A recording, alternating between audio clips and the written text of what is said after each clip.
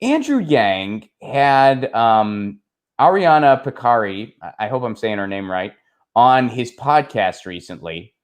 And Ariana Picari, we covered her essay when it first came out. She was a former MSNBC producer who left the network because of how freaking ridiculous the whole thing was.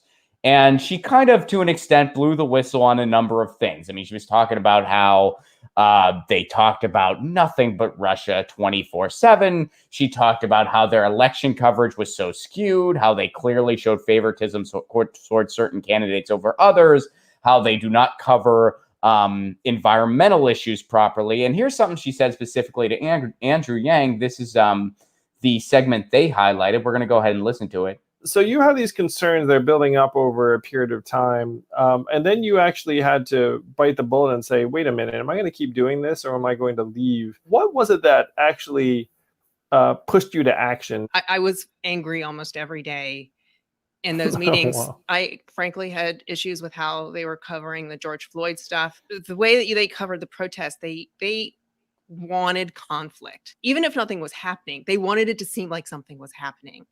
And if there was a car that was on fire, they're going to play that video over and over again. Meanwhile, 95% of the protests were peaceful. They would monitor all of those protests. They'd have cameras and choppers, they're monitoring the protests. And unless it turned violent, they would not, quote, take it live. They wouldn't show that peaceful protest because nothing was happening, according to them. It was boring and it wouldn't make good TV. When Trump went to Tulsa, there were opportunities to talk about some of the kind of painful history in this country. It would have been very easy to discuss the history in Tulsa and the Tulsa riots or Juneteenth and what is what is behind that and why it's so meaningful to the African-American community. And you can trace the anger from those events to George Floyd. It would have been, it wouldn't have taken very long at all. But there was a history there that I didn't know. And I know a lot of smart people and journalists didn't know. And it was a perfect opportunity to share that. And it helps the nation understand what is happening other than just, people are angry and looting the local Walmarts. There is something fundamental about two different purposes. One would be, I'm going to edify and inform. And so I'm going to serve you some stuff that might be not that scintillating. And then there's this other direction that it's like, I'm entertainment. Like I'm going to have a certain pattern and rhythm and characters and something that you can cheer or boo. So that was interesting. And well, it's nothing that we don't already know in many ways. I mean, we know how the media covers protests. There's been media theorists that have covered this for years, going back to the 60s. But it's very telling to hear it firsthand from somebody who just couldn't take it at MSNBC anymore and had to get out of there. And hey, look, I have some political differences with Andrew Yang. I certainly don't agree with him on everything. We even have a little bit of a Twitter history. But, I respect the movement that he's built. I respect the fact that he has turned a lot of people onto politics for the first time. I respect, and some of his ideas I like. I mean, there's some ideas he has that I think are actually great ideas. He was the only 2020 contender that I know of that was actually calling for a national journalism fund, which I think is an amazing idea. Right. He was the only guy talking about it. And he had a lot of other interesting ideas kind of like that. And because of the whole freedom dividend thing, none of his other ideas were talked about. They kind of were like, they gave him as little talking time as possible. And they were like, you're the UBI guy. And that's all we want to talk about.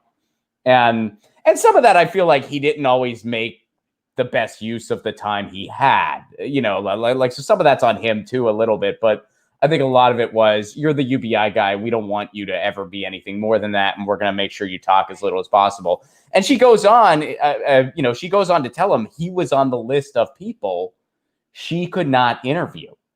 This woman, when she was at MSNBC, she couldn't interview Andrew Yang. If I had to take a guess on who else was on that list, I would say probably Marianne Williamson, probably Tulsi Gabbard, probably to an extent Bernie Sanders. I mean, at that point, Bernie was so big, they couldn't just ignore him. They would if they could, because they did in 2016. Yeah, but come 2020, right. Yeah. And for anyone who doesn't remember, that was Ed Schultz said he wanted to cover Bernie Sanders, and they told him he could not. What was it like for you, Tina, hearing that about the protests? I mean, first of all, for anyone who may not, be familiar with you right away, give someone a quick refresher here on what you've been doing with protests this entire year, and and then also like what was your response hearing her say that? I think what she said is really spot on, and I think I would even go back further than the Juneteenth. I'd go back to that first initial day on May 30th, because that was really when the George Floyd first initial massive protest occurred, where there was a lot of police violence, right? And I remember that day, I was, as you know, I was here in Los Angeles at the Fairfax district, which is where all the police violence had broken out. They had snipers on the roofs with assault weapons. They had hit multiple people with rubber bullets in the heads, noses, broken noses. It was a very violent day.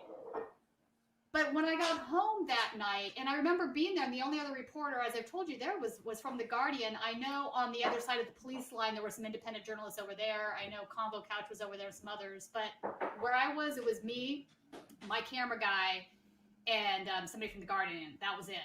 And I got home that night, and I was so dismayed when I turned on some of the mainstream news media, because absolutely nobody was talking about what had happened at that point. It was all about the looters, right? The entire situation was looters. And it kind of angered me, because most of the people saying this were in helicopters above us. They weren't on the ground. They didn't really have any firsthand knowledge of what was happening.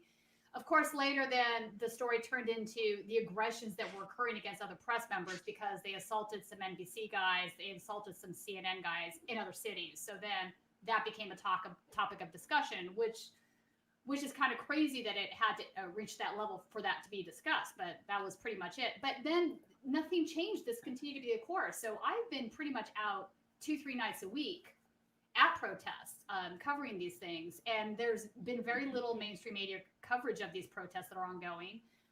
We had the Black Unity encampment in front of City Hall in downtown Los Angeles. They were there for several weeks before they were broken up. They were there every night. Again, hardly any media coverage of that. So I think what she's saying is pretty on par. And I think the threat is that this time around, it's not going to stop, because there's a lot of solidarity that we have, that we're seeing. It's not just BLM folks. It's also Antifa. It's also the white leftists that are fighting for, changing the income inequality situation. All of these groups are, for the first time, I think, since the 60s, banding together and trying to fight the system that they see as entirely corrupted and broken, even if they have different priorities from each other. They do have all of that interceding connections, the solidarity. So I think the plutonymy is very threatened by that. And as we know, part of the plutonymy is the media and how the media paints what's going on. So if they're constantly saying it's violent protesters, Antifa's violence, looters, they're just criminals and they're stealing from stores, if they can keep that narrative up, it sort of takes away the impact of what's really going on. And I have to say, without equivocation, I have been sort of embedded, for lack of a better word, with a lot of these Antifa guys, and I trust them implicitly. They've had my back on more than one occasion.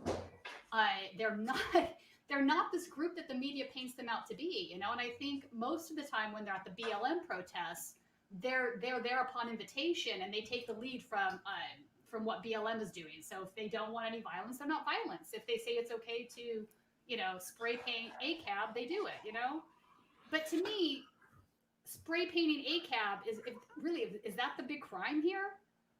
I think it's better for our society to really look at where that's coming from. This isn't coming out of left field, nowhere. There's a cohesive anger out there that is grounded in some very real things, and the mainstream media is ignoring it. So it's interesting to hear. I have not heard that clip before, so that was interesting to hear her say that to Andrew. And well, I think that during also the debates, they didn't give Andrew any speaking time whatsoever. It was ridiculous. It was ridiculous. Yeah, and I'm going to listen to that whole podcast, because when you look at the history of both of those human beings, where it's like, and I covered her essay on this show when it came out. But I look forward to listening to that whole podcast and just how they dive into it. Get your news on on with Ron. Don't you wanna know what's going on? We're getting our news on today. Get your news on with Ron. Don't you wanna know what's going on? We're getting our news on today. You can tweet me an article at Ron Placone. We'll go through it together and make it our own. Get your